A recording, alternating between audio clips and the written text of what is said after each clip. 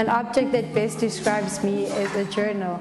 A journal has lines, borders, and also has color. Why I chose that is why I feel like it describes me. Lines kind of put the discipline you have for yourself. Borders just show it shows where you end. A vase, I guess, because a vase has a very nice shape, and then people put flowers in it, of which they don't put ugly flowers. They put beautiful things inside. The object that I say would describe me is a diamond. Okay, I'm expensive. People cannot afford me. A stone because I'm strong. I'm sparkling. I'm beautiful. I'm shiny. A camera best describes me because with a camera you can take photos and they can be beautiful or they can be ugly. You can take photos that can be black and white. You can take color photos. A black and white photo would represent me being sad, because when I'm sad I'm really sad, but when I'm happy I'm really happy. Yeah.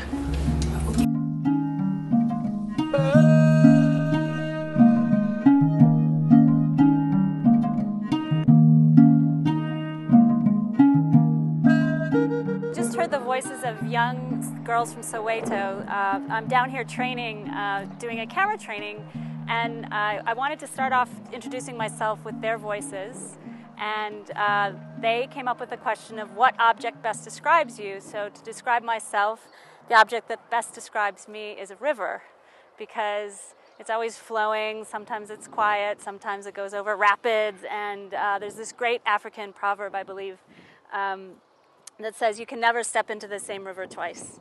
And that's kind of like what my film career has been like. I've made a lot of different types of films, mostly documentaries, some short experimental, and some political PSAs. And Soweto has a particular meaning to me in my film career because I shot my very first film in South Africa in a township, and was very moved by the anti-apartheid movement. And I actually first picked up a camera in Kenya, which is where my film is set.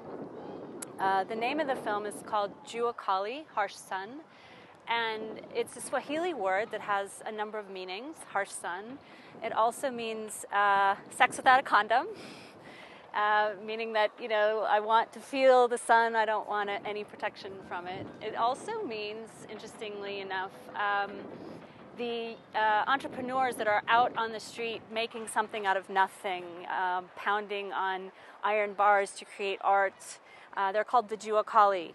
And all of that is the spirit of my film, I think. It's kind of taking the idea of recycling a life that most people would see as wasted or not important, a life of a young girl in an African country, and how she overcomes all odds to triumph and realize her dream of becoming a writer.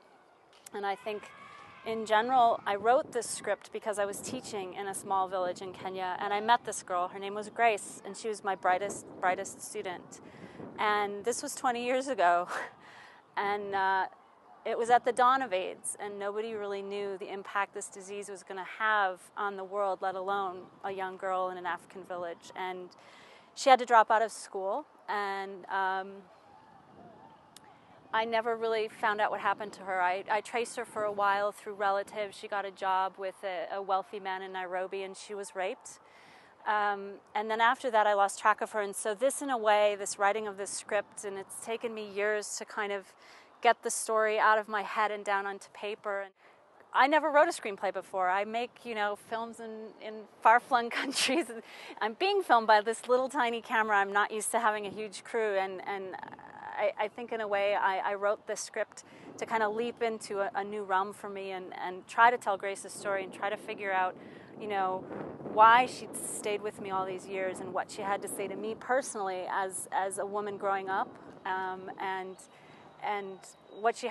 what her voice has to say to the world. So that's what Jua Kali is all about. And why does the film need to be made? Very, very simply. There are so few films with a protagonist at the center of the story that's a young African woman. You can think of films from the African continent lately like Tsotsi, Blood Diamond, Last King of Scotland, and they're all very male-driven narratives, and there's nothing wrong with that, but there's such a richness and vibrancy and hope and just, I mean, there's a girl behind the camera just nodding her head, come here, come here. And this is one of my students. And just introduce yourself. Oh, my name is Samuel Siwe. I'm 17 years old and I live in South Africa, Soweto. And she's learning to shoot right now. She's learning to shoot behind the camera. And she just happened to be wearing, this is what the kind of symbiosis of being in Africa, the t-shirt of the university I went to. I mean, it's all about getting to know each other through cultures, telling our stories to each other. Yeah. What do you think it's about? What do you think making films is about? I think making film is about getting to know the other people's stories and hearing their own views about things, and also having to be able to help them in case they're going through a crisis. And yeah, that's what I think filming is about.